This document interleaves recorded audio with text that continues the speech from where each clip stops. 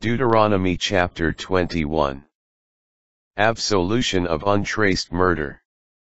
If the corpse of someone who has been slain is found lying in the open, in the land the Lord, your God, is giving you to possess, and it is not known who killed the person, your elders and judges shall go out and measure the distances to the cities that are in the neighborhood of the corpse. When it is established which city is nearest the corpse, the elders of that city shall take a heifer that has never been put to work or worn a yoke. The elders of that city shall bring the heifer down to a wadi with an ever-flowing stream, at a place that has not been plowed or sown, and shall break the heifer's neck there in the wadi.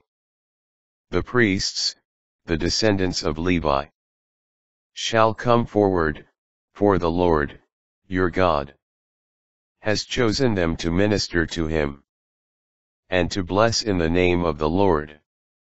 And every case of dispute or assault shall be for them to decide.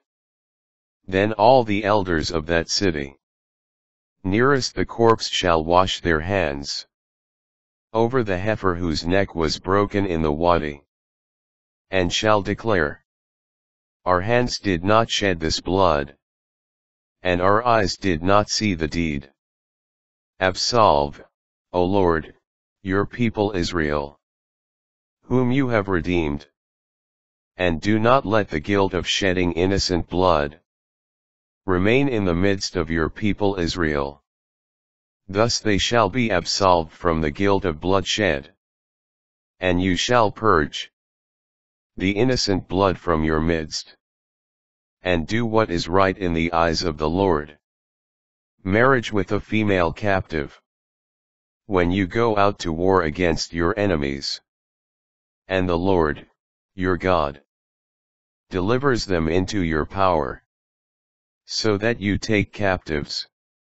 If you see a beautiful woman among the captives, and become so enamored of her, that you wish to have her as a wife, and so you take her home to your house, she must shave her head, cut her nails, lay aside her captive's garb, and stay in your house, mourning her father and mother for a full month.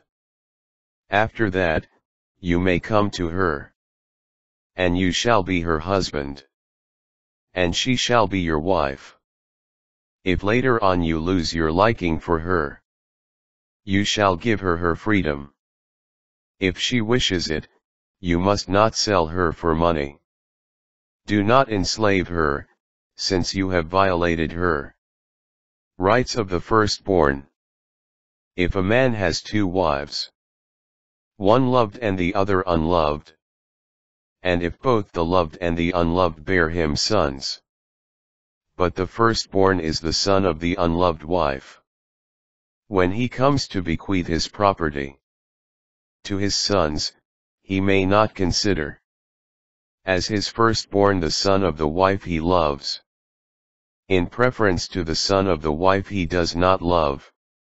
The firstborn, on the contrary, he shall recognize as his firstborn the son of the unloved wife, giving him a double share of whatever he happens to own, since he is the first fruits of his manhood, and to him belong the rights of the firstborn, the stubborn and rebellious son. If someone has a stubborn and rebellious son, who will not listen to his father or mother, and will not listen to them, even though they discipline him, his father and mother shall take hold of him, and bring him out to the elders, at the gate of his home city, where they shall say to the elders of the city, this son of ours is a stubborn and rebellious fellow, who will not listen to us. He is a glutton and a drunkard. Then all his fellow citizens shall stone him to death. Thus shall you purge the evil from your midst. And all Israel will hear and be afraid. Corpse of a criminal.